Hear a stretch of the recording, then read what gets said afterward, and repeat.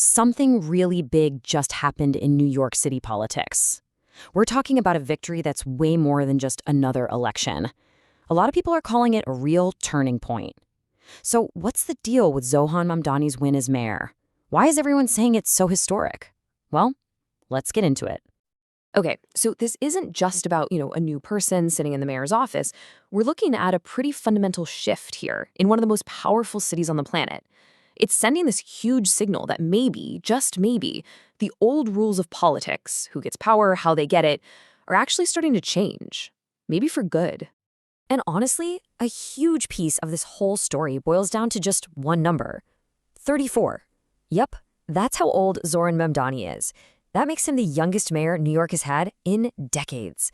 Right away, that sets him completely apart from the old guard, and it makes this whole idea of a fresh start feel, well, really, really real. All right, so let's talk about this new face of leadership.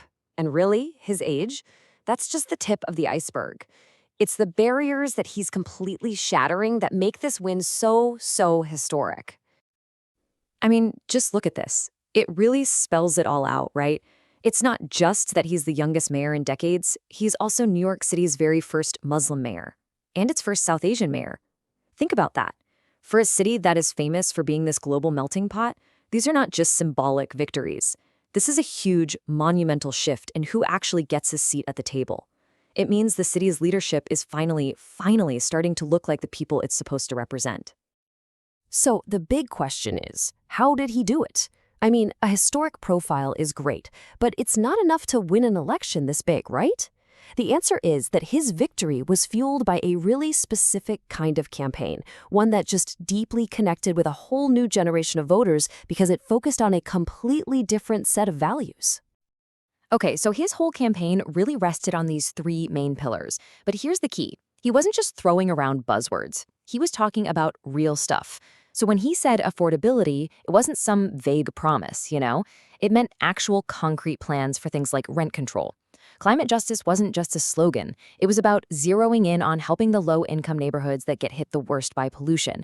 He was able to connect with all these people who felt completely ignored by politicians simply because he was talking about things that mattered in their lives. And this quote, this really gets to the core of his whole message.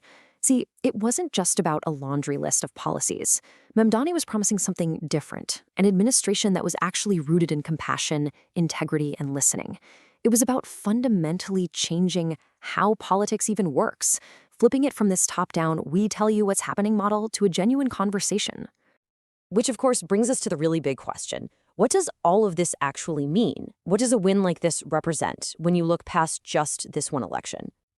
You can really see the contrast here. Stark as day. On one side, you've got the standard political playbook, right? Business as usual, relying on all the old power structures. And then you've got Mamdani's approach. By putting compassion, integrity, and listening front and center, his campaign basically offered a way out, an alternative to a system that so many people felt was just broken and didn't care about them. It's a totally different way of thinking about politics.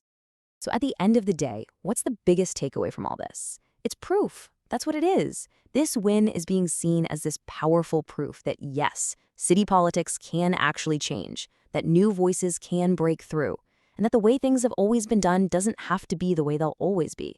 And in a place as big and established as New York City, wow, that's an incredibly powerful message.